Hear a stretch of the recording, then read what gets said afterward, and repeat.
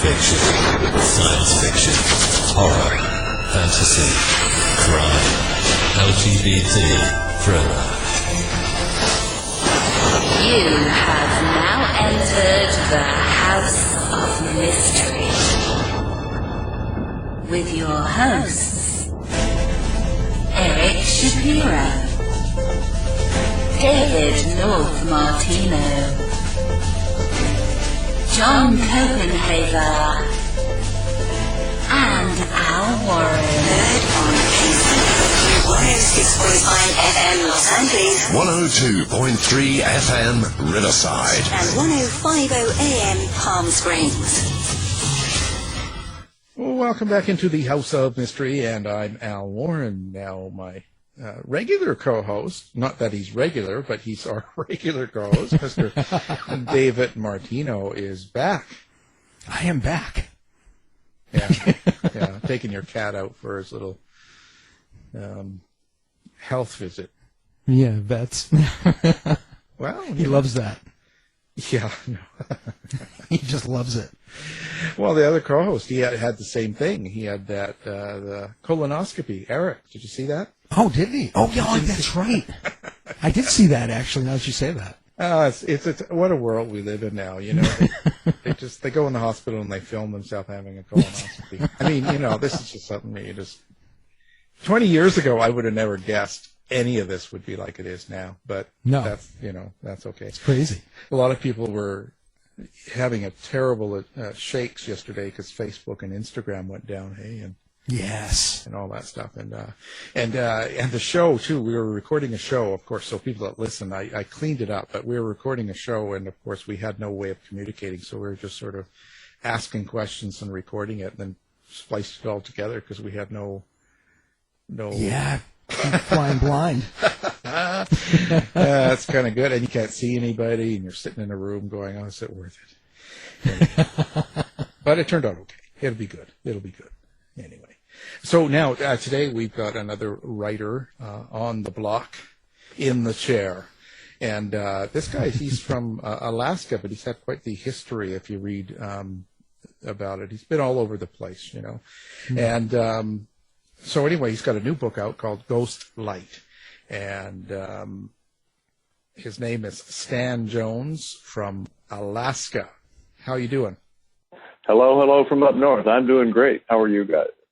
Well, we're good. We're good. I was going to say, when you did the setup about the cat, I thought you were going to say he just returned from taking his cat for a walk, and I was like, well, I want to see the video of that. Yeah, right. Well, if anybody does do it, it'd be him. I'll tell you. Yeah, that's true. You know, God, you know, I've never seen a more cat daddy in my life. Wow, so you have quite the history, Stan. You've been all over the place. Like you lived in Tennessee, and God, I can't believe how much you've, shooting squirrels and picked cotton and rode bareback and my God. And then you're back in Alaska, so you really like the outdoor life. I do. I like the wildness and the weirdness. And I live in Anchorage, Alaska. I was actually born here. And the hospital that I was born in is now a Benihana. So when people say, where were you born? I say, I was born in Benihana. It's right downtown here. You were born there, and then you were taken to Tennessee. And, that's right. In the Beaufort-Husser area. That's true. Well, I can't help it. Walking Tall, that was a movie when I was young. I actually went to a theater. So, But you went back to Alaska. Was there something that just called to you, or why do you think you went back to Anchorage? Well, just to sketch this briefly, my parents were from Tennessee. But soon after they were married, they got the adventure bug, you might say, and came up and lived in Alaska for just 2 years, during which time I was born. Then they went back to Tennessee, kind of went broke farming, and came back to Alaska when I was 12. So I lived here from the time I was 12 through college, basically. And, it just kind of got a hold of me. So when I grew up and got married, my wife and I came here and lived, and we've lived here most of the time since. some of the time in Anchorage, more of the time in Anchorage than anywhere else, some time in Fairbanks, where it gets cold. When we lived in Fairbanks, we had some cars that we had to keep running at minus 70. And that's a job you just have to work at every day to make that happen. And then we lived in Kotzebue for a while, which is a Inupiat Eskimo village up on the Arctic coast. And oddly enough, it doesn't get as cold out there, not on the coast, maybe down to minus 50, but no minus 70. And it was in Kotzebue that I became fascinated with the rural or the bush culture of Alaska, which led to the Nathan Active series and eventually Volume 7, which is Ghost Life. I have to ask, when you were in Kotzebue, I hear a lot of talk lately about the word Eskimo. I see it used and by you and a lot of people in the I don't know, in the politically correct world say we're not supposed to say that word anymore. Well, you know, it's a kind of a delicate issue that I've had to grapple with in the books. The official internationally accepted word now for the cultural group formerly known as the Eskimos is Inuit. And you almost never hear it in Alaska. What you hear is the name of the particular ethnic group that makes up the larger, what used to be Eskimo group. And in Northwest Alaska, they're the Inupiat. A little farther south down the coast, there are Yupik Eskimos, or Yupik Inuit if you prefer. And it's the peculiarities of how that has all landed in Northwest Alaska, where my books are set, that make it kind of ticklish in this age of cultural sensitivity. In Kotzebue, which is the model for the village Chukchi in the series, Eskimo is just used freely. There's no bad vibe or bad connotation to it. People refer to themselves as Eskimos. One of the buildings in town is called the Eskimo Building, and it's owned by, an Eskimo or Inuit organization. There's a big company up there in the north called Eskimos Inc. So what you hear, kind of on an equal basis up there is Eskimo or Inupiat, which is the people, or Inupiaq, which is one person or the language. But I'm not sure I've ever heard Inuit. Just walking around the street, talking to the people I know, listening to the public radio station. So Inuit is not like a forbidden word or bad. It's just not used up there. So I kind of have to navigate those waters. And in the book, there's actually a little note on language that has all this information in it that I just shared, followed by a glossary of a few Inupiaq language terms that are sprinkled in the book to give it some authenticity sauce. So, it's been a little tricky navigating those waters.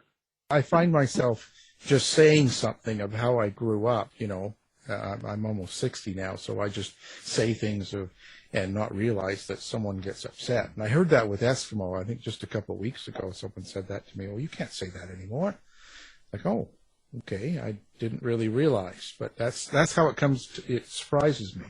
I certainly have never said it meaning anything negative, but well, it's just how it is. I don't know that there's any place in Alaska, at least, where it's in any way comparable to the N-word or kind of similar ethnic slurs that have been applied to Hispanic people and Italians and Jews and other ethnic groups.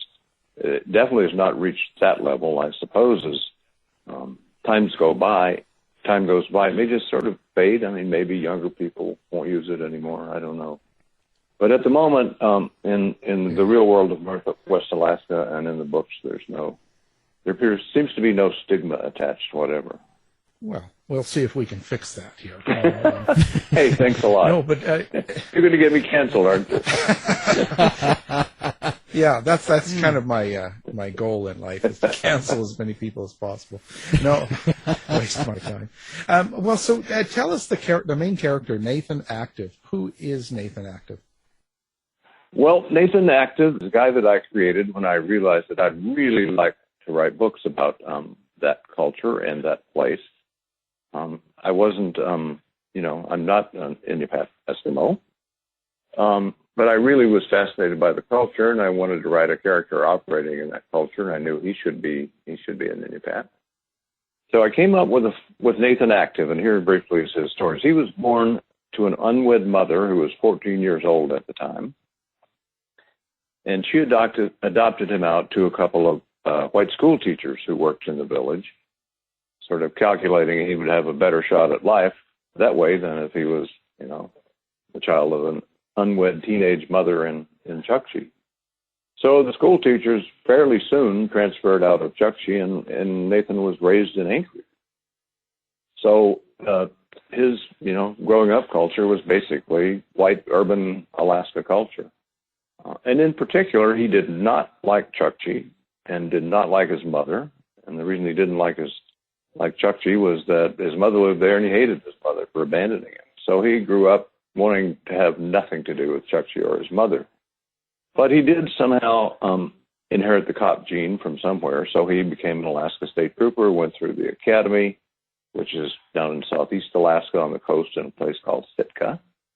And the troopers, with the customary perversity of bureaucracies since time immemorial, naturally sent him to Chukchi for his first duty assignment as a trooper. And that is how the series began in book one, which was called White Sky, Black Ice. He lands in Chukchi. He has to adapt to being a rookie trooper, being back in the same town with his mother, being in this place he's hated. And when he shows up there, one of his main goals in life is to get a transfer out of Chukchi as fast as possible. Well, 7 years later, he is still there. He's reconciled with his mother. He's kind of grown to like and be amused by Chukchi, and now he's become the police chief of the regional public safety department. Left the troopers to become in the rest of America, he might be called a county sheriff, except his job is not a political job. You don't run for it. The borough assembly hired him for it. So he's police chief of a big, sprawling piece of Alaska, larger than several states probably. They have Alaska Troopers on one of those networks. I know. Man, it seems like there's so few police, and it's so spread out. It's such a mileage to cover. I know, it's amazing. I live in Anchorage, which is sort of an ordinary American city of 300,000 or so, and day-to-day life is Anchorage, which is pleasant and has a lot of open space and wilderness and stuff. But then, you take a trip. I go to Kotzebue as often as I can, and we take road trips. And you get out in the middle of Alaska, and you see all this wilderness that just rolls on and on and on. And you realize that, in Alaska, people are just barely bug specks on the windshield. Yeah, and I tell you, I wouldn't want to do that job. That's just amazing how much they have to cover. And but I wonder this Nathan, how much of yourself do you think you've put into him? Well, I think it's almost inevitable that you'll put quite a bit of yourself into at least the protagonist, because if you want to spend some time with the protagonist and you want the reader to do it, you eventually end up needing to show how he sees the world. And the easiest way to make him seem like a real person is to feed in some of how you see the world, because you can explain that succinctly and briefly, sometimes by means of exposition, sometimes in dialogue, or sometimes just by a sort of flash reference to what the guy's thinking at some given moment. So, yeah, he comes in like that. The rest of his backstory being, the child of a unwed mother, and that is all just made up for dramatic and narrative purposes. Now, I see you've got a history of doing some journalism and stuff. I wonder, me being in that same boat, I think that I write nonfiction pretty much.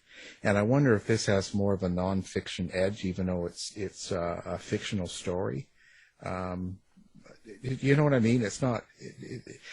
And I ask that because do you have because the fiction writers I talk to, I can say, well, what's your relationship with the characters you write? in your book. And a lot of them will say, oh, it's like family, it's like friends, it's like children and stuff like this. Can you do you feel the same way about your characters? Well, I've never pondered this question before, but I think it's a plausible hypothesis. I mean, when you do something for a long time, you learn to think a certain way and express yourself in writing a certain way. And really, I don't see how that could fail to sort of come through onto the page of the novels.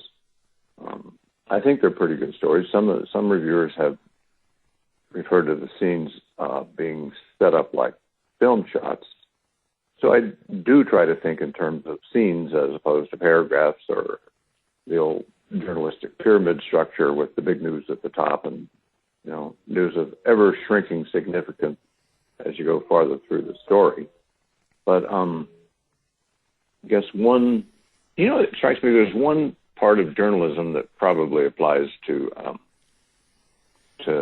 being a detective too, and that is one of the eternal questions of life. How do you know the things that you think you know? And that question of what do we know and how do we know it is, of course, at the heart of journalism and investigation. Well, do you think working as a journalist has made you a more efficient writer with deadlines and such? Well, it did when I was a journalist. I don't think it has as a novelist. I take longer to write books than I think I should. It takes at least a year and sometimes two for me to write a book. My explanation is, well, it takes time to overthink everything. Exactly. Yeah. You print a word, erase a word, print it again, erase it again. Yeah. You always feel like you've got these sort of real serious legendary writers looking over your shoulder, and you can hear them saying, come on, you really going to say it that way? And sometimes you just have to say, yes, I am. Now leave me alone. When you go to continue, like when you're doing this is you said this is a part of a series. Yeah. Did you have this all mapped out ahead of time? Did you know how many books you were going to write about this character and his life, or did you like kind of pre-formulate where you're going and what you're going to do, or does this just come as it comes? Well, I did not have a book count in mind, and I only had, at the start, two or three of the specific books, kind of vaguely plotted out in my head.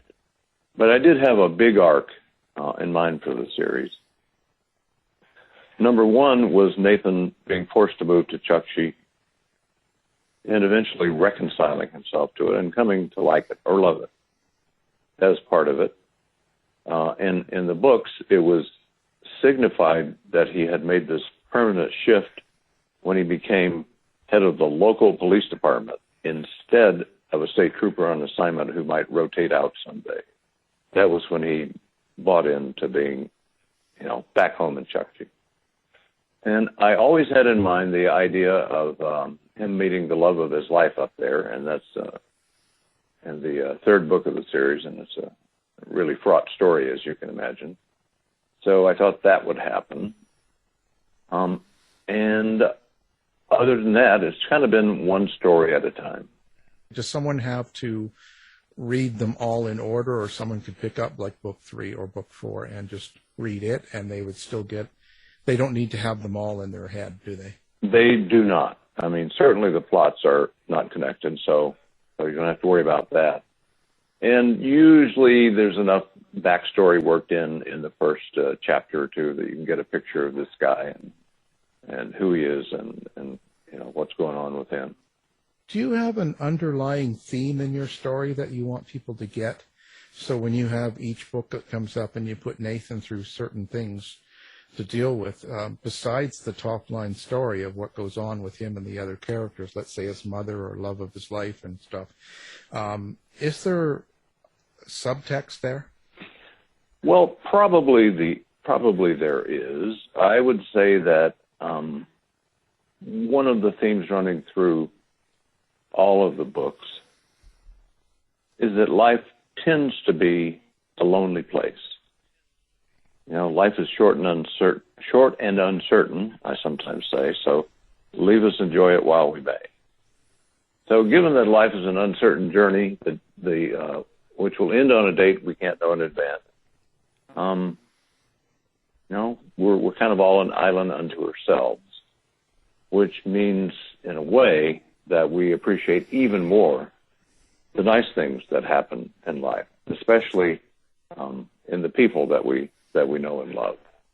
So if there's a theme running through it, that's it. Life is lonely, and the people you know, the experiences you have, the places you enjoy being, those are what make it bearable.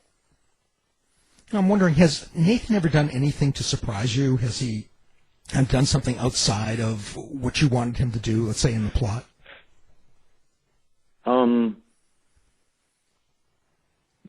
I can't think of any big surprises that he sprung on me. There are little surprises along the way. I just let him unfold through the book as he sees fit, and sometimes they surprise me. Have any of the other characters? Well, the love of Nathan's life is a deeply troubled woman, a woman with a deeply troubled past named Grace Palmer. And the way that Nathan becomes infatuated with Grace Palmer, who was a beauty queen in high school, or right after high school, is that he sees a picture of her in the local high school in her beauty queen days, and he kind of falls in love with the picture without realizing what's happening to him, which is in some ways like the famous crime novel Laura. So as he finds himself pursuing Grace, it turns out that she's missing and has been missing for a while. And the last anybody knew was a homeless alcoholic on the street in Anchorage. So he starts trying to figure out what happened to her and find out who murdered her, only to find out she wasn't really murdered. And she, in a way, is one of the most amazing characters in the whole series because she went through unbelievable trauma as a child and then became a homeless person and then managed to fix herself largely through her own resources. And when she finally does come back to Chukchi, she settles the score with someone who damaged her very severely.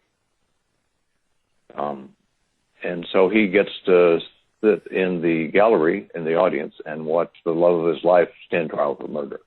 And as it works out, she gets off, and he marries her and has a child with her, but does not know to this day whether she's innocent or guilty. Of course she's guilty. Could be. But come on. Mm-hmm. Come on. The listeners want to know. Come on. Tell us the truth. She did it. So she's always full of surprises. There was one really surprising character in one of the books.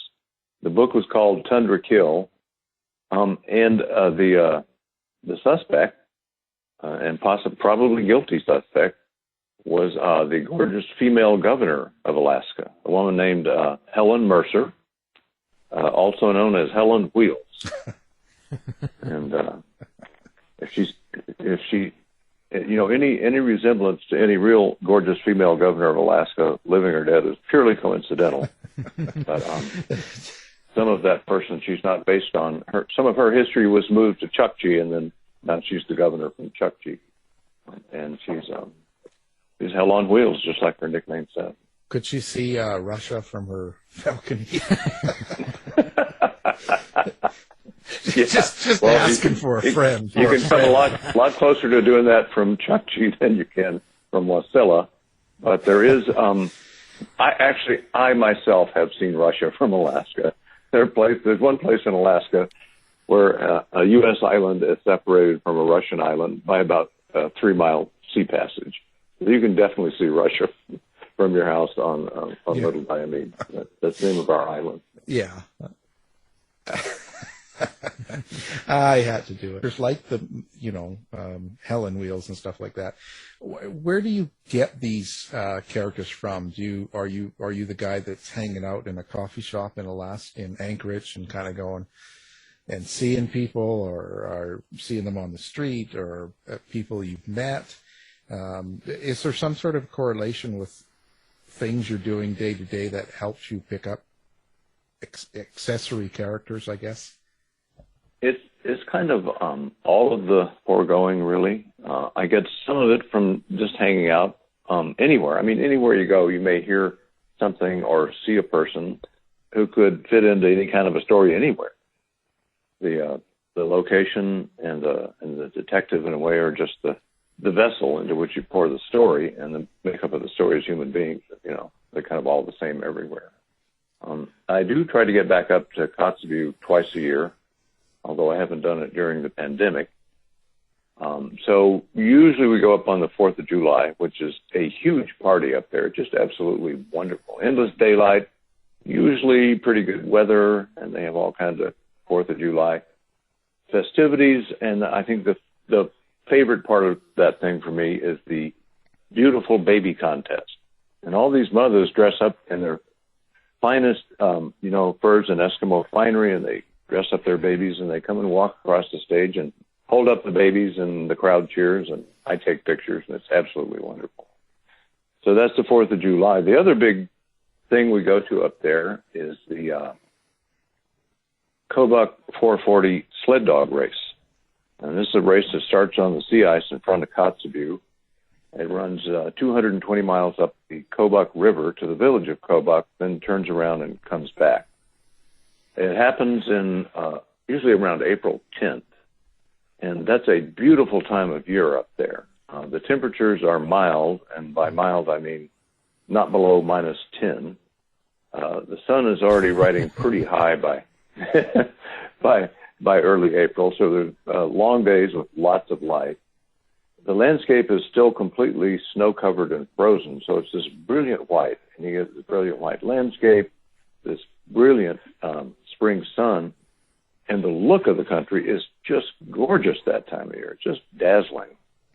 So we go up for that, and everybody's all having a great time because the dog races and the mushers and the beautiful animals, and people come into town from all over, some to race, some to watch. And ordinarily when I'm up there for the Kobuk 440, I try to get a ride-along with a bush pilot. So I get to ride around over the country, over that gorgeous spring landscape, and see it all and sort of recharge my batteries for the look of the place. And then also I usually try to do a ride-along with the Kotzebue police and kind of see what's going on the street up there. So all of that, is just an endless source of raw material. And I tell you that these days, Facebook is a pretty good source of material. You see things on there, little anecdotes. You see what people look like. You see what they're doing. You seemingly, regardless of ethnicity, you see way more than you want to know about what they had for dinner. But other than that, it's a really a really useful way to keep track of people, what they're thinking about, what they're worrying about, and to be honest, also about the mundanities of life. Because if you flesh out a story with a few of those, it definitely makes it seem more real. Well, you mentioned being kind of a visual writer, that you see images. And I was wondering, can you also hear the characters in your head? I know I hear voices, so that's why I asked that. Well, I do. I mean, I'm as fascinated by language as I am by images. And in the books, some of the people speak, I don't know if you'd call it a dialect or a pidgin or something, called village English. And it's enough of a thing that it's been studied, and there are, learned papers about it. But it's a sort of a clipped down, minimal vocabulary form of English that I assume developed because the people of that part of the country picked up English as a second language from traders and stuff. Didn't go to school in it or anything. So there's quite a bit of village English in the books, and that's definitely something I can hear in my head. And whenever I'm in Kotzebue, I hear it. And also when my Inupiat friends from up there post on Facebook, some of them just spontaneously kind of write in village English. So I always hear that in my head when I'm writing those characters. And I'd say also I hear I hear the voices even of, white or non-village English characters, because the way people talk is one way to distinguish characters in a book. And some characters, and in some books I read, and including some by really famous rich people, if the dialogues weren't tagged, I don't know that you could tell who was talking. They all sound alike to me. Well, do these voices tell you to do different things that are kind of weird, or No. So Dave's cat is definitely safe. Well, I don't know. Dave's cat lives with him, so I don't know. Yeah, that's true. I look back and I see you were a journalist for quite a while. The Exxon Valdez and stuff you covered and all that. How do you think journalism's gone since your day? With all the attacks and the weird things and stuff like that, or do you kind of just stay away from all that? Well, I'm an avid consumer of journalism, and I spend, cumulatively through a day, probably an hour reading news online. And I favor a really great news app called Smart News, as it happens. And then I watch some news on TV, usually when I'm doing other things. I watch it with half an eye and with one eye and listen with one ear. Well, the biggest way that journalism has changed, I think there are two. One is that the internet has almost destroyed print journalism, except for a few big papers. And that's very different.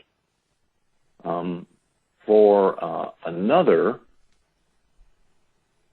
there are just so many ways to get news now. It's almost impossible to define exactly what news is. I mean, if you take the New York Times in print or go on their website, you know what you're looking at. If you go through your Facebook feed and see all these story links there, you have no idea what you're looking at. And even if you don't click on them, the headline may sneak its way into your brain, and you may think you know something that actually is not true. So I would say that in journalism, what passes for journalism, the signal-to-noise ratio has deteriorated dramatically because there's so much news and pseudo-news around now. And the third, I was going to name two, but here's the third one. The third one, of course, is the rise of the 24-hour cable news channels. And aside from the questions of which one is more to the left or more to the right, the fact is they've got 24 hours a day to fill with something. And inevitably, most of it is just going to be piffle, or even in the case of whichever news channel it is you don't like, pernicious, lying nonsense. But the fact is, there's a ton of it. We're buried under an avalanche of news now. Yeah, it's crazy. I stay away from it, but I like local news the best. But so what are your big influences then? Like, what influences you as far as other writers? Well, there are just so many. There's almost nothing that I read consistently or exclusively or regularly. I read some crime fiction. Right now I'm reading believe it or not, a noir anthology of short pieces, short stories, set in Palm Springs, which is not what you think of as a noirish place. Back when I was first starting the series, and I really wanted to get as deep a background as I could in the local culture, I read a lot of books written in the late 1800s and early 1900s by various explorers and whalers and adventurers and that kind of thing, who encountered the culture when it was still essentially in its original form. So I have read a lot of that in the day. And let's see, what else am I reading? I'm reading a novel called Island of the Sea Women, which is a book about this particular island in Korea where the men stay home and take care of the babies, and the women go out and dive in the sea and gather seaweed and fish and shells and stuff to sell to make a living. So that's definitely a part of the world that not something I see very much. So there's the Palm Springs book, there's the seaweed book, and I recently read a collection of short stories by a very literary female writer whose name escapes me at the moment. So once in a while, I do dip my toe back into the culture of serious literature, although I try to avoid it for the most part. You were supposed to mention me. Oh, that's right. Yeah, that's right. So I think I want to have a look at your book, Killer Queens. Oh, because as I mentioned in one of my emails, I'm trying to start this new series set in the Palm Springs area, and there's a huge gay culture there, and that won't necessarily be a big part of it. But I figured, some true crime stories involving gays could only help sort of background me in that subject area. well, I can send you a copy. I know the writer. We'll exchange copies. I'll send one of mine, you send one of yours. How's that? Sounds good. Well, and then that's what you mentioned. That you said that you're taking on this Palm Springs area, and you're starting a new mystery set in Palm Springs, right? Female PI and stuff like that. What made you go down there? Maybe tell people a little bit about what it is and what's making you go to that area to write. Well, I'll tell you, it was pure chance. I have a lifelong friend who has taken to snowbirding down there in the winter. He's from Juneau, Alaska, but was a kid in Anchorage when I was. We went to school together. So he was, met a new lady, the love of his life, and they started spending time in Palm Springs, and then they got married, and now they bought a place down there and lived there about half the year. So I started going to visit him, and I was prepared, except for the visiting with my friend, to be completely bored by Palm Springs, perhaps even offended, because I'm thinking this is going to either be suffocatingly pleasant, or it's going to be full of annoying, boring rich people I'm going to hate every minute of. Well, it turned out not to be like that, because what I shortly realized is that part of California, the Coachella Valley running from Palm Springs at one end down to the kind of wastelands around the Salton Sea at the other end, is in its own way about as weird as the Alaska bush. So I, just started hanging out there a little more, and spent some time in Slab City and down in the ecological horror story known as the Salton Sea, and in Palm Springs. And I just said, this is the second most fascinating place I've ever been, other than the Arctic. So that was why I decided to try and write story set down there. Yeah, it's quite the town. So just leave it at that. I have listened. It is. Yeah, yeah. Well, it is an amazing town, and the surface is all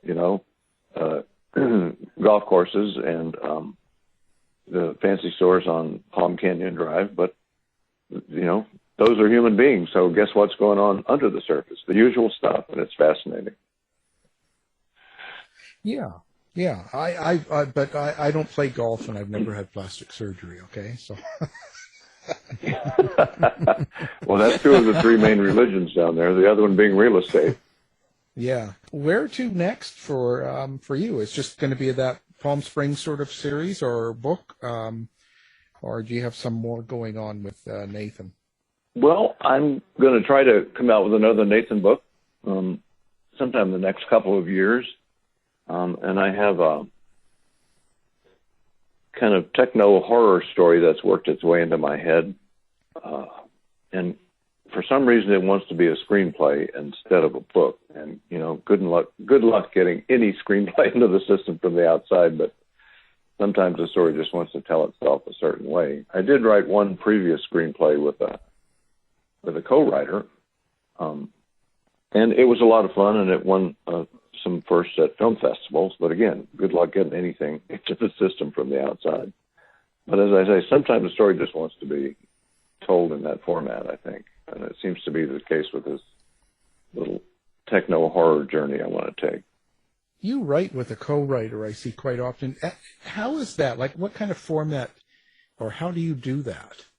Well, I've written one screenplay with a co-writer, and 2 Nathan books with a co-writer, and Palm Springs book was partly written with a co-writer. We're no longer working together on it, but part of it was. And the usual way that it works is that the co-writer does we can collaborate or confer on the plot, sometimes one chapter at a time. Sometimes we build the next chapter off the previous chapter, rather than having a full plot in mind when we start. But oftentimes, co-writer really does most of the first drafting, and then I revise it to put it into what I call my voice.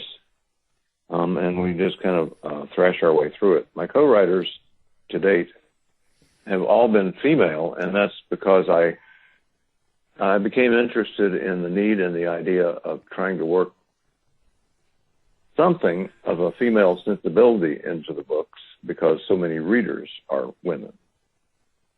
So so far I've exclusively worked with female co-writers for that reason. Well, after writing your books, especially when you're finished with the story, do you have any way to relax and recharge? Do you need to decompress from that, or do you just move on to the next book? Well, generally I just move on to the next book because it's already been forming in my head for a while, and I may have some notes on it, maybe even a couple of characters. I might even have drafted a scene or two or some exchanges of dialogue. So I don't really take a break specifically between books per se. I just sort of take one when I need one. And I've been to I go to Palm Springs or go to Kotzebue or just take a break here in Alaska. But it's more a matter of feeling, it's time to check out for a bit and go do something else. But it's at the same time, it's hard to get away from it. If it's always in your head, you're always making at least mental notes about what's going to happen next. And I suppose it's like if you had a passion for photography, would you ever take a break from photography? Well, not really. You take pictures around your hometown if you see something interesting, and if you go to a different place, you take pictures there too. It's something like that, I think. So now, where do people find you? Do you have a website now, or do you like people to contact you on Facebook or find out about your books and things like that? Where should someone go? Well, I have a website, and I do have a very active Facebook page for my books. And those are the 2 main outlets. I have a Twitter account, but I confess I don't do much on it. And the same is true of Instagram. And then, Amazon does a fairly decent job of putting together an author page. So one way to find me would be to go to sjbooks.com. The first 2 letters there are my initials, sjbooks.com. You can just search for my name on Facebook, or you can search for my name on Amazon, or, there's always Professor Google. Professor Google can find anything. So I have a book event coming up pretty soon here in Anchorage, and when I contacted the venue about it, they said, yeah, we'll do the launch thing for Ghostlight, and why don't you come in and we'll make a video, and we'll put it on the website for our gallery. It's in a art gallery, actually. And then the guy who proposed all this is part of the Alaska Center for the book, and he says, we'll put it up on the Alaska Center for the book website for Alaska Book Week, which is now, but the last I looked, they didn't have anything up yet about Book Week. So we made the video, and I got a copy of it. I said, wonder if I could put this video on YouTube. because I don't think I've ever put anything on YouTube before. But I did, and it was easy, and they invited me to make a channel. So I'm going to put some more of these things up and make a Stan Jones channel on YouTube. And then I was on Amazon the other night checking on my books, and does the author page have them all? And Amazon, for some reason, said I was on the part of the author page that's for Ghostlight, and Amazon said, upload a video. And I said, what? I didn't know you could do that on Amazon. So I took the same video and uploaded it to Amazon. And as of now, they're reviewing it, but I hope they put it up. So these days, it's becoming increasingly possible to be everywhere all the time. And the video, in case you're wondering, the guy who told me to invited me to do the video said, we'll just put you down, put you on a stool in front of a white backdrop, and you can talk a little bit about the series and then maybe read the opening passage of the book. So I did that. And it runs about 11 minutes. Me talking about the series is 3 to 4 minutes. And it basically is the same thing I've discussed here on your show. And then the read from the book is about 7 minutes. So it's an 11-minute video. My expectations were somewhere between nil and low. But after I saw it, I said, well, actually, this kind of works.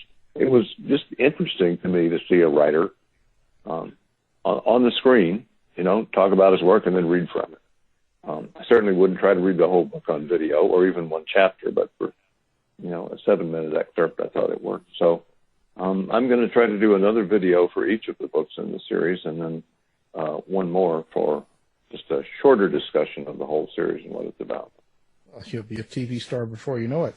Can't wait to see the one you do for Palm Springs. Yeah. I know. Yeah, that's right. I'll send you a harness. Do one for Palm Springs book. Yeah. God, I among the many ways that Palm Springs surprised me was how delightful some of the controversies are down there. Have you ever heard of Forever Maryland?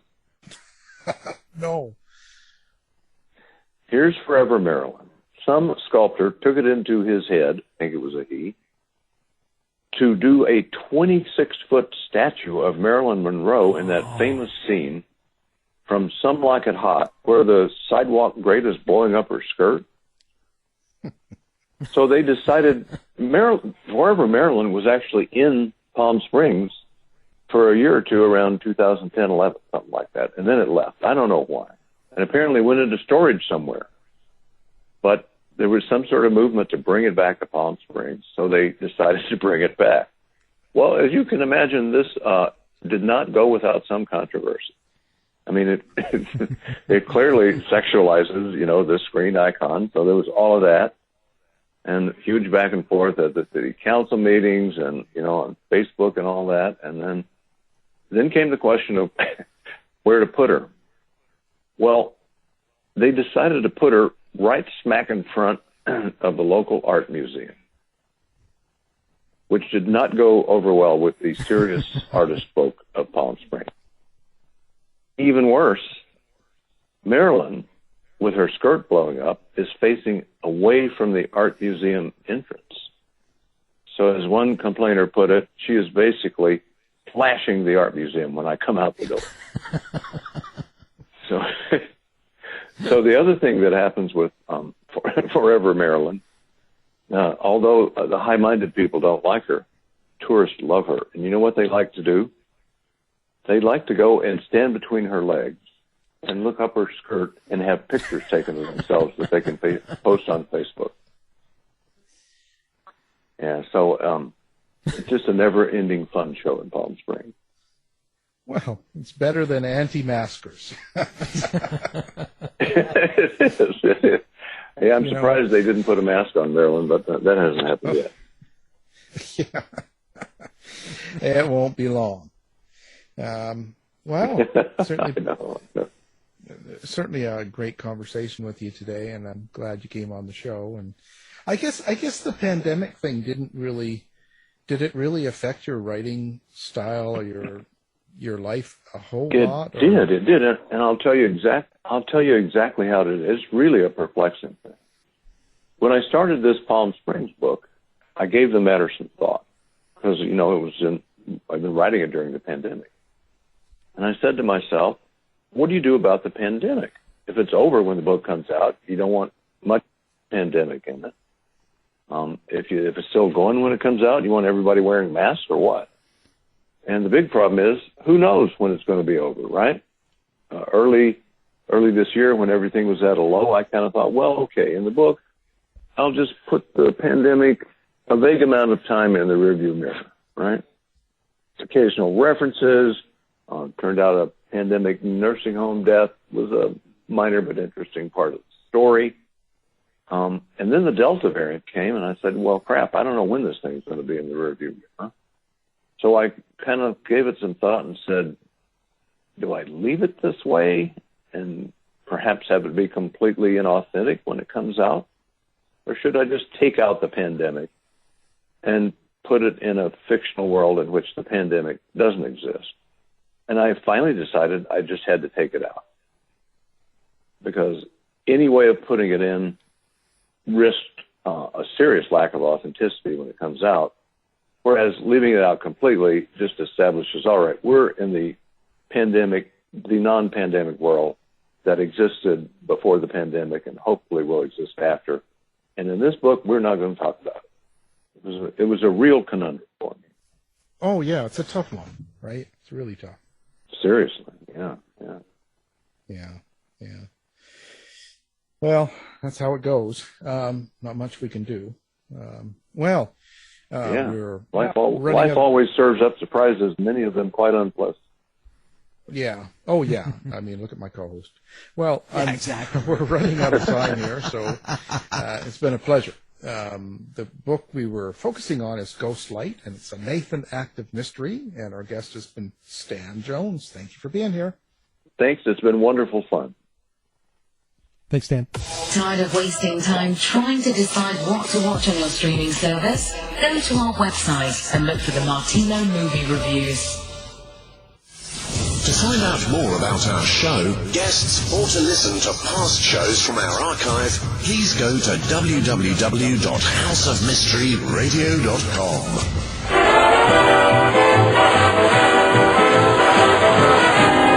The mission has been completed. The end! By George, he's got it! It is the end! I'll see you. If you're lying to me, I'll be back. This has been a production of Something Weird Media.